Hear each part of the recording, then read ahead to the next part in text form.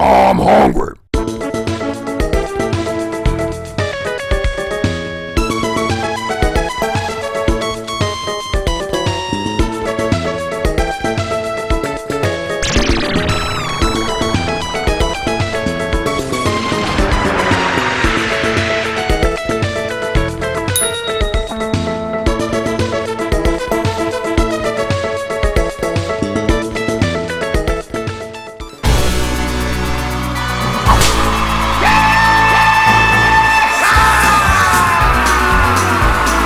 Saddle up, you yellow bellies. It's the Primal Spirit Vegan Jerky Experiment. What in Sam Hill is going on here? It's a taste so good I acknowledge the corn. It's Primal Spirit Vegan Jerky's Hickory Smoked and Texas Barbecue. It's a hog-killing time without the killing, as these meats are processed without sending a single varmint to the bone orchard. Die standing up and try these products out for your very self.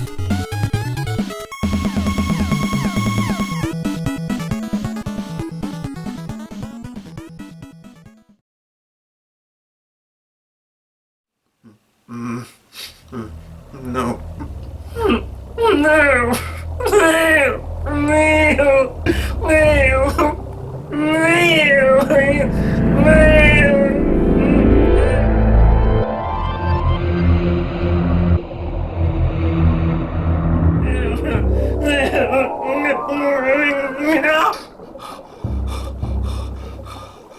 What have I done? What is that thing in my garage?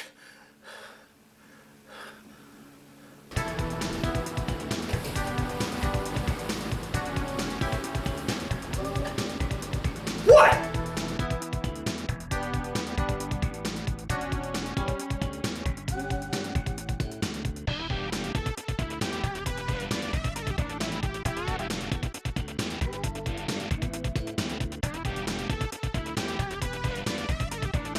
So?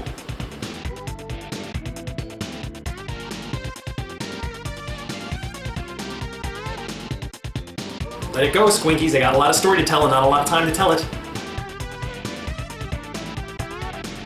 Well, to you it may seem like quantity is of sole importance on this show, but quality is just as important! Poor editing job! I take offense to that, you wretched hound! And to prove this to you, watch this very same scene from the rarely used alternate camera angle!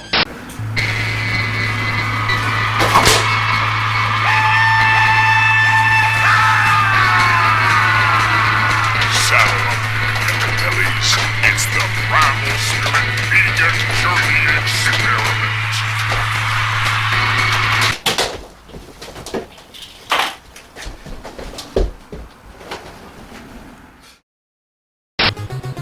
See?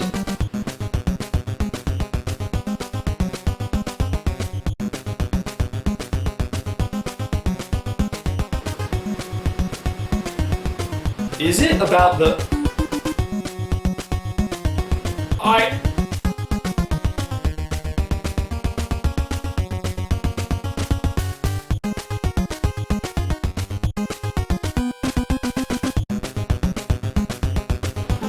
We'll talk about it later, Swinkies! Not that I'm gonna have any answers for you anyways. The last thing I remember was pickle ice. Ugh. I hit my head and from there was just a whole lot of missing time. Just one episode though! How much could have happened in one episode?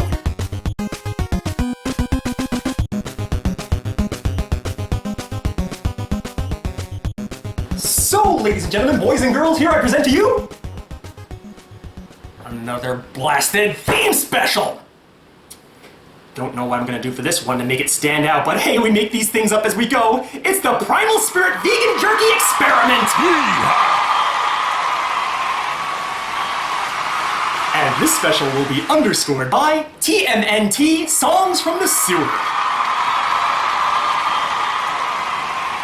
Yes, a very unique score for this particular episode. If it was in a Ninja Turtles game and it was used in a sewer, any music is fair game. And when Raphael was joining up with his brothers after a late midnight munchin, I wonder if he ever looked down and he saw one of these things floating down the channel. We got hickory smoked and Texas barbecue right here, Stars and Bar. You ever look at an item, you ever look at two items, and you say to yourself, I don't know anything about these besides what they're not. The only thing I know about this, despite what it looks like, is that it's not meat! It doesn't really advertise in the bold print on the package, that is, what comprises what is in this package. You gotta read the ingredients to find those tidbits, and I'm able to surmise from what I see that this is mainly a soy product. I've had a bunch of soy products on this show before. What the frick is soy? I know what a soybean looks like, but how do you get that to turn into this? Does somebody just pour a carton of silk soy milk into a 3D printer and then go online and find like a vegan jerky ROM? You install that ROM and you hit print and it goes boom, beef jerky! It really does bring to mind subjects such as cloning. Do you understand how cloning works? I don't! They say that scientists successfully cloned a sheep. It produces wool and it baas and everything. How the heck does that happen? I mean, I liken it to baking a cake. In order to make a cake, you have to start with materials. You have like eggs, you have flour, you have Duncan Hines, all that stuff. Well, what is the stuff that you use to produce a sheep? Is there some kind of like stained buckets of sheep juice? Or like sheep clay that maybe some scientist is like using his hands like free-form it into the shape of a sheep, and then he puts it on a treadmill and he sends it through a machine, and the machine starts lighting up, beep, beep, beep, beep, like all sorts of buttons, and out the other end comes a live, breathing, producing wool sheep? How the heck does that happen? Evil scientists! It's fucking madness! And what were they doing with this sheep juice before they were making sheep? How many tries did it take to perfect sheep juice? How do you even start such a project? What are the raw ingredients of sheep juice? How did the scientists know that they would work? And what are the ingredients of those ingredients? Evil scientists! It's fucking madness! And they say that the scientists were able to form this sheep from a single cell. They were able to nurture that cell, like watering a seed. They watched it grow from a cell to multiple cells bonding, to eventually a pink, pulsating, hairless blob. To the untrained eye, it looks like some kind of bowel movement from somebody who's lactose intolerant, but this blob was alive, throbbing, pulsating, and growing. Just like Krang, now that I think of it, how fitting. Eventually, that blob would grow and sprout legs, grow hooves, grow teeth and eyes. Sometimes I'm sure they've had some experiments go hilariously wrong. But through painstaking trial and error, they got all the parts where they needed to be eventually, and after a satisfying birth cry of they high-fived each other for a job well done. Is that how one makes vegan jerky? Does it start with a single cell, like a little scraping off of a soybean? And the scientists grow that soybean, it starts to grow and pulsate and starts to turn into a little blob. Maybe it starts to turn into another soybean, like a king-size soybean, and they're like, uh-oh, it's starting to turn to what it's supposed to be, and they have to steer it in another direction. No, we want you to be meat now. Kinda makes you mad when you think about it. Because every other item that I eat on this show, it's usually made by a chef, or a company, or a factory, someplace that predominantly their vocation is to make food. This most definitely has to be the product of science. Evil scientists! It's fucking madness! It's bad enough I have all this behind-the-scenes stuff to worry about.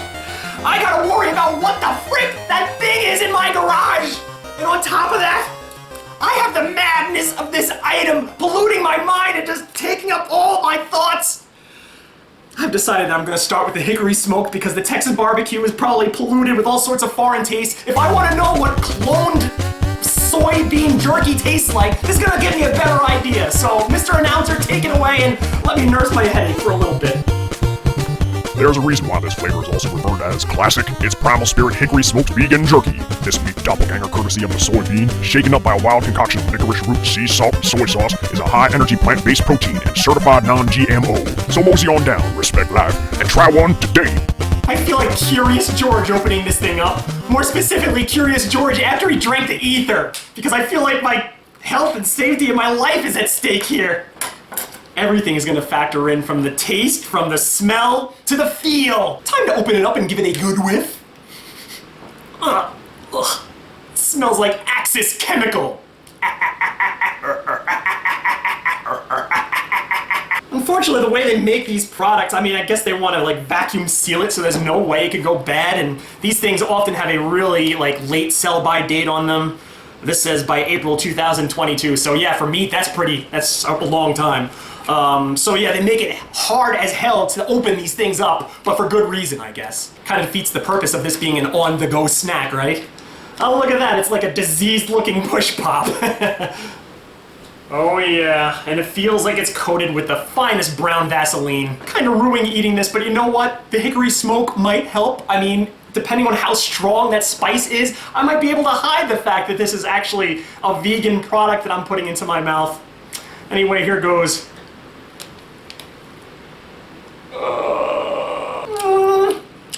Well, I don't know what the star rating is going to end up being, but I give them a solid A+ for effort. It really does taste like meat. But for jerky, it's a little too soft. Just a little tiny bit too soft. A jerky is supposed to be kind of hard when you put it into your mouth, and when you moisten it with your own saliva, it's supposed to get softer as you chew it. This, if you'll notice by the way that it's breaking off when I take a bite of it, it's very, very soft and mushy. If you ever had like Slim Jim's makes sometimes other kinds of dehydrated meats, like not jerky, but like thick sticks of meat, or maybe like even like a Big Mama's pickle sausage, which I had in a prior review, it kind of tastes more like that wet consistency over a jerky. But need I remind you, these are very, very big nitpicks. This is actually very phenomenal. They pulled off something really grandiose here, and eating this, as good as it is, it almost makes me more mad. So if I were to give this a star rating, I can't deny this was a very big surprise. I'm gonna give it 4 stars. So all my Limbo Grub viewers, all the people out there watching, maybe even somebody from the Primal Spirit company is watching because they saw the name of their company pop up in the title of this video. A lot of times I'm just blowing smoke. A lot of times I'm just making things up on the fly just to try to make these videos entertaining for all of you. Yes, I was kind of dreading going into this video, but deep down, I thought and I had confidence that they could pull this off, and they did. After all, this show is at its best when my suffering levels are high, and for this product, I multiply my suffering levels by 9. I push them to the red, as I often do. And even though I kinda sorta consider myself a pseudo-actor, I don't have enough fakery within me to hate on this product. This product gets my full ringing endorsement. I suggest that everybody watching out there, you get yourself a little baggie of Primal Spirit hickory smoked vegan jerky and try it for yourself. Your mind's gonna be blown. As for me, I'm gonna go on to the next one, and in the meantime, I'm gonna take care of this eye. Maybe I'll use the miracle of science! Can a grifter such as yourself handle the scorpion sting? Try a bag of Primal Spirit Texas Barbecue Vegan Jerky. It's a soy product that tastes like meat, rolled in spices, soy sauce, and smoked for that authentic Texas taste. This jerky was voted #1 by them cowpokes at PETA and Veg News, as they are 100% cruelty-free. Ushinosuke would be proud. Great Hornet Toad's Texas Barbecue, remember the Alamo, these colors don't run! I imagine this review is going to be a little bit quicker than the other one because we already know what the first impression is going to be. I imagine this is going to be no different as I push this thing up like the push pop and we feel it, and yeah, it's a little gooey like the other one. Maybe a little bit better than the other one, but still gooey nonetheless. If you take this out for a to-go snack, you better hope that you're somewhere near like a sink with some soap. And it passes the smell test. I have a feeling that that other one that I smelled, why it smelled so rank as it did, is because of the way I did it. I was like just opening it up, like my nose is right on the plastic. I probably just caught that initial waft of air whenever you unearth something for the first time, and my nose was on that plastic, so I smelled the chemical smells of that. That's probably why it kind of tainted my first impression there. But this smells very, very good. It's falling apart, which is never a good sign with jerky. But I'll take my first bite, I'll let you know what I think.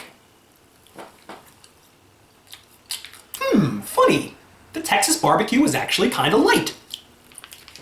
And the fact that I did this 1 second was because I thought the strong barbecue taste was going to nullify the meat tastes. That is not the case here. This is actually very, very light. I can taste the meat a lot more so with this one. And it doesn't taste half bad. And this is the correct way to eat it, to push it along within the package, because it's the only way you're going to avoid getting your hands all slimy, even though mine did anyway. It's really, really annoying, but I think you're going to get that with most jerky products. So if I were to give this a star rating, I mean, obviously I don't like it as much as the other one, but still I have to stand up and applaud what this pulled off. I mean, this tastes just like beef jerky. I mean, it's a little soft, but still it tastes like meat. If you gave this to me not telling me what it was, I would think it was meat, no problem. So for that alone, I have to give it some brownie points. I think 3.5 stars is too little for what this did, so I'm gonna give it a lighter 4 stars, if that makes any sense. Because I'm limited to 5 stars in this show, you can't really get those minute details in between star ratings here. If I broke it down to like 10 or 20 stars, you would definitely see that difference here. This would score a lower grade, but still, it's aces in my book. And maybe you've seen this product at the store and you thought to yourself, vegan jerky, how the heck can that possibly exist? Or what must it be made out of? What must it taste like? It's gotta be rancid and disgusting. Maybe you're even like me from the start of this video, and you think to yourself, vegan jerky? That defies all laws of human nature, the madness of science! And there are people out there who would actually find this offensive. You might even call them the grade A beef people. They're just as bad as the bacon people. They'll go up to a person who's selling this, like a supermarket or a grocer or something like that. They'll walk up over to courtesy and say, hey, take this off your shelves because this offends me to no level. This is against my religion. This is against my politics. I didn't vote Republican. I didn't vote Democrat. I voted for grade A prime beef. You know what I have to say about that? This message goes out to everybody. Black, white, Latino, Asian, Arab, Native American, young, old, Republican, Democrat, Independent, Rebel, Republic, Catholic, Christian, Hindi, Jew, Buddhist, atheist, heterosexual, homosexual, bisexual, transsexual, pansexual, male, female, gender fluid, non-binary, gender questioning, gender non-conforming, gender neutral, bigender, transgender, aporagender, cisgender, demigender, pangender, agender, and anyone I might have left out. And especially that guy who is clutching his beef jerky close to his heart, singing the Star-Spangled Banner, quoting grade A beef jerky as his religion. No matter what our differences may be, we can all be fans of jerky, and as jerky fans, you will like these! And so, that brings us to the end of yet another Limbo Grub theme special. Or does it? You know, normally when I do these things, there are at least 3 items. Yes, just like Schoolhouse Rock says, 3 is the magic number. But what to do once all the jerky's gone, right? You know, I would sure love to get this jerky taste out of my mouth. Hey, Mr. Announcer, how about you hook me up with a tasty beverage to wash all of this down? And make it something good! In the meantime, I'm gonna go off camera and take care of this ad. Once the peroxide and bacitracin have taken effect, I'll be back to review it. A taste from down in the depths of Fox Canyon. The town undertaker wheels out a can of liquid death. This fizzing spring water beverage is sure to quench the unquenchable thirst as you stand next to the tossing tumbleweeds. Old man Frankenmarkter will engrave your tombstone as this fancy sparkling water sends your eternal soul to heaven as your body takes a dirt nap. Straight from Devil's Canyon to your living room comes Liquid Death Sparkling Water Beverage, a taste straight from the Australian Alps. Now how old west is that? Thought I'd try it on for size. No? Alright, I'll leave it to the announcer. This item comes to us not only via the Divinity Crate, but with an added volley from my secondary supplier. And be sure to follow the link below to check out his new YouTube channel. Bravo Industries and Limbo Grub give a warm thank you to Koldsnapp. It's not right. Cold fetched. Silly me. Koldsnapp.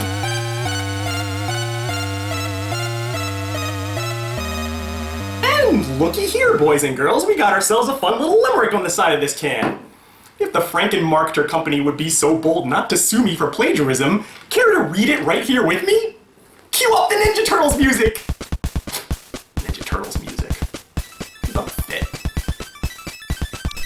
This infinitely recyclable can of stone-cold sparkling water came straight from the Alps to murder your thirst.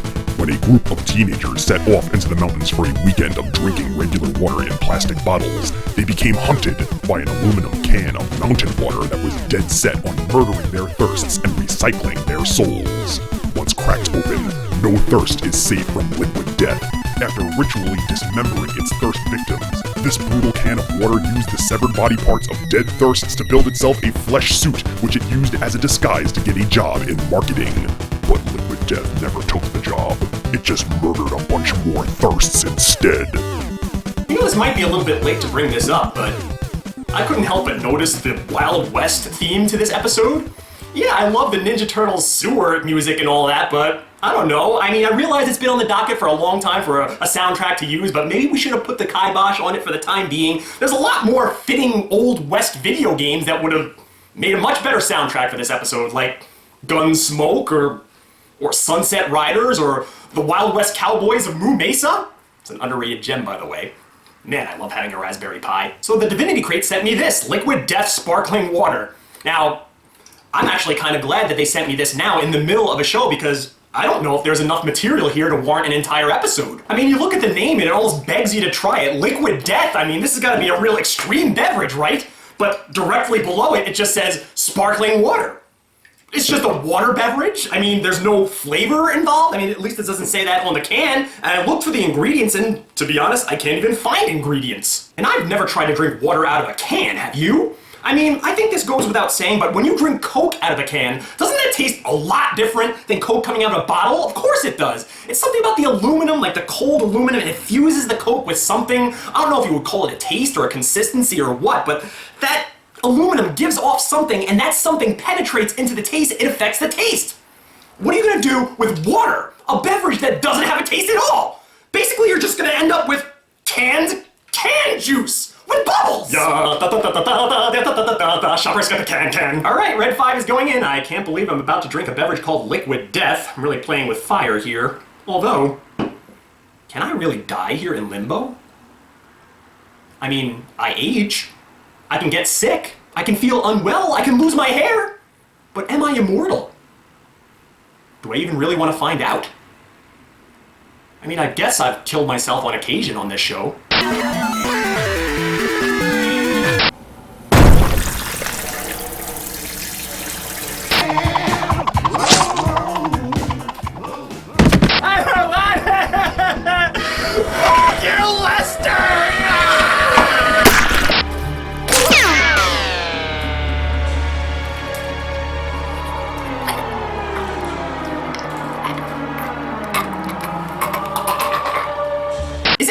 Another one of those painful instances? Is imbibing this gonna come with it all sorts of unforeseen side effects? Can't be any worse than taking the vaccine though, right? Time to see if this hits me like a whip crack to the stomach. Wow, that's fucking good. It tastes like any other run-of-the-mill spring water. The Liquid Death is just a gimmick. It'll quench your thirst on a hot day. But is it special? Not really. I hate to say this because the intent was quite nefarious, but the company that makes this, they did a good job here because this is just a run-of-the-mill, boring product. This is just regular, boring spring water with some bubbles in it, and they dressed it up all nice and fancy to get your attention, to get your curiosity. It worked for the show, so I gotta give them credit. If you want my opinion of what this tastes like, how much can I really say? It tastes like Perrier out of a can. You can probably envision what that tastes like too. A part of me wants to take points off for giving me an expectation and not living up to it. But you know, I'm feeling kind of funny. I don't normally do this, but I'm gonna give them some brownie points for being evil. I'm gonna give them 3 stars. So does it taste like Liquid Death? No. Lamentably no. But you gotta admit, it was a really fun gimmick.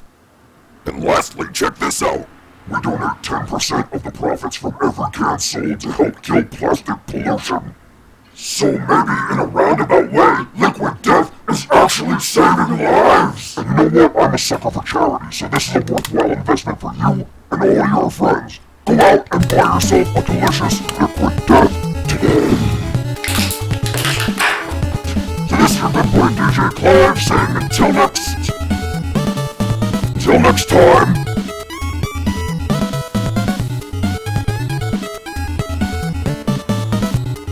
What?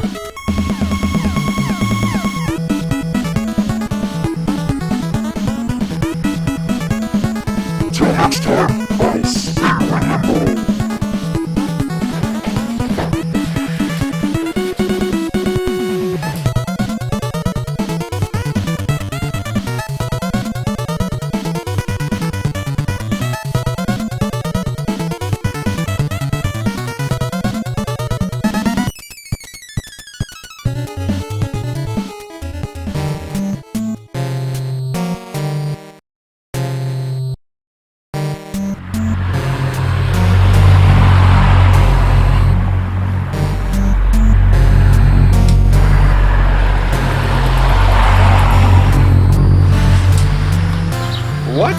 suppose it is, Squinkies?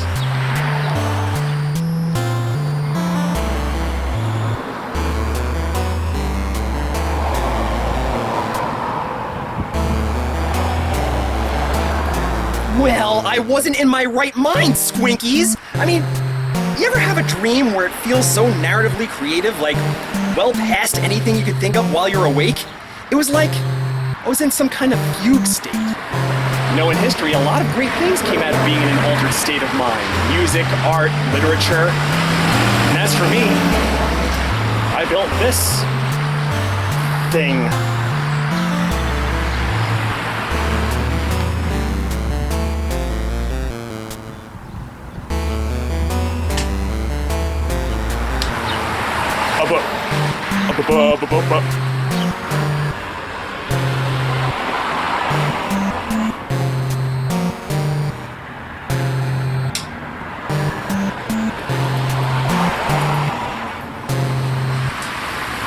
How could that be, Squinkies? I mean, wouldn't I need some kind of complicated schematics? Wouldn't I need some kind of chemicals or gunpowder?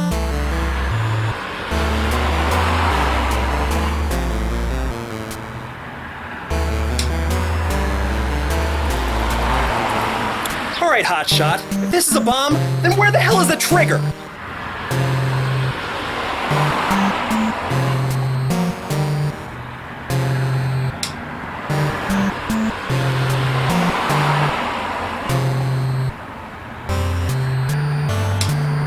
I did not make a bomb, alright?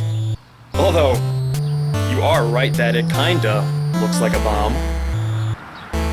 It really looks like a bomb.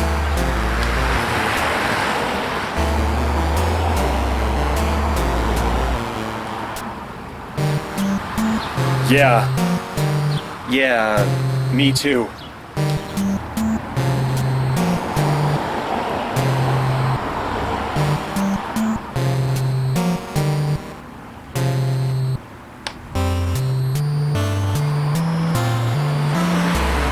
Yes, ma'am.